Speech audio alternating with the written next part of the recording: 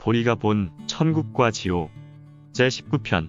그날에 애굽에서 아수르로 통하는 대로가 있어 아수르 사람은 애굽으로 가겠고 애굽 사람은 아수르로 갈 것이며 애굽 사람은 아수르 사람을 섬기리라. 그날에 이스라엘이 애굽과 아수르로 더불어 셋이 세계 중에 복이 되리니 이는 만군의 여호와께서 복을 주어 가라사대 나의 백성 애굽이여 나의 손으로 지은 아수르여 나의 산업 이스라엘이여 복이 있을지어다 할 것임이니라. 이사야 14장 23절부터 25절. 이 구절을 읽으면서 사람이 생각하는 것과 천사가 생각하는 것이 무엇인지는 말씀의 문자 의미와 내적 의미를 보면 확실히 알 수 있다. 사람은 글자의 뜻 그대로 이집트인과 아시리아인들이 하나님께 돌아와 받아들여지고 이스라엘 민족과 융합된다고 생각할 것이다. 그러나 천사들은 내적 의미에 따라서 영적 교회에 속한 사람을 생각한다. 여기서 내적 의미로 기록하고 있는 것이 그에 대한 것이기 때문이다. 그의 영성은 이스라엘, 자연성은 이집트인, 그리고 그 중간 기능인 합리성은 아시리아인이다. 그러나 이 두 의미는 서로 상응하기 때문에 하나를 이룬다. 천사는 영적으로, 사람은 자연적으로 생각하는데 이때 천사와 사람은 거의 영혼과 육체가 일치하듯이 결합된다. 실제로 말씀의 내적 의미는 말씀의 영혼이고 문자 의미는 말씀의 몸인 것이다. 이것은 말씀 전체에 해당된다. 이상으로 말씀이 천국과 사람을 결합시키는 매체이고 그 문자 의미는 기초와 바탕 역할을 한다는 것을 알 수 있다. 이렇게 말씀을 통해서 천국은 말씀을 모르는 교회 밖의 사람들과도 결합한다. 주의 교회는 전 인류적이며 신성을 시인하고 이웃사랑 안에 사는 모든 사람들과 함께 있기 때문이다. 더욱이 그런 사람들은 죽은 후에 천사들의 가르침을 받고 신적 진리를 받아들인다. 지구상의 보편적 교회는 천국이 그렇듯이 주님 눈에는 단 한 사람으로 보인다.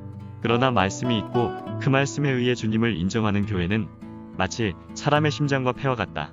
인체의 모든 기관과 사지는 심장과 폐로부터 다양한 경로를 통해 생명을 공급받는 것은 잘 알려진 사실이다. 말씀이 있는 교회 밖에 있는 사람들, 그 가장 큰 사람의 사지를 구성하는 사람들도 마찬가지다. 떨어져 있는 사람들과 천국과의 말씀에 의한 결합도 역시 빛이 그 중심에서 둘레로 퍼져나가는 것에 비유할 수 있다.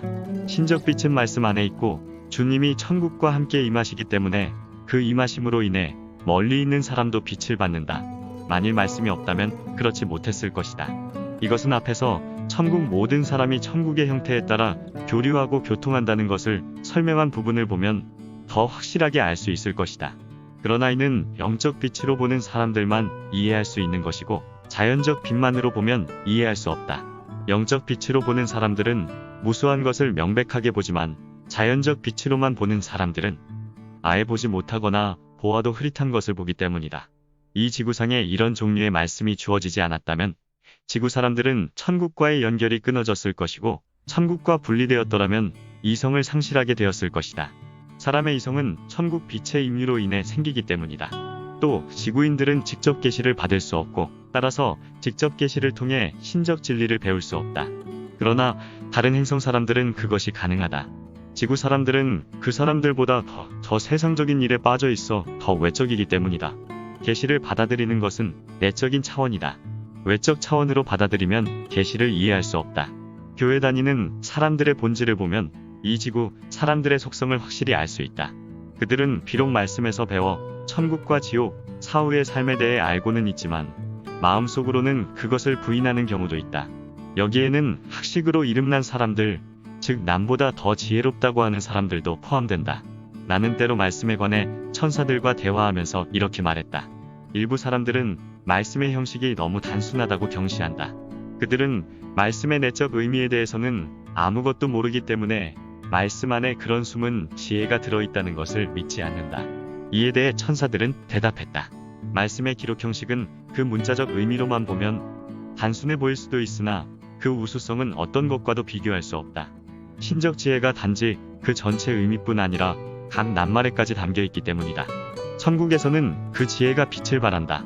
천사들은 또 이렇게 언명하고자 했다. 지혜는 신적 진리이므로 천국의 빛이다. 천국에서 빛을 발하는 것은 신적 진리이기 때문이다. 또 그들은 말했다. 이러한 말씀이 없었다면 우리 지구 사람에게 천국의 빛이 오지 못했을 것이며 천국과의 어떤 결합도 있을 수 없었을 것이다. 천국 빛이 사람에게 비칠 때만 결합이 가능하며 오직 신적 진리가 말씀을 통해 사람에게 계시될 때만 천국 빛인 사람에게 비치기 때문이다. 말씀의 영적 의미와 자연적 의미 사이의 상응에 의해 결합이 이루어진다는 것을 사람들은 모르고 있다. 이 지구 사람들은 영적 사고와 천사들의 언어에 대해 전혀 알지 못하고 또 그것이 자연적 사고와 사람의 언어와 어떻게 다른가도 알지 못하기 때문이다.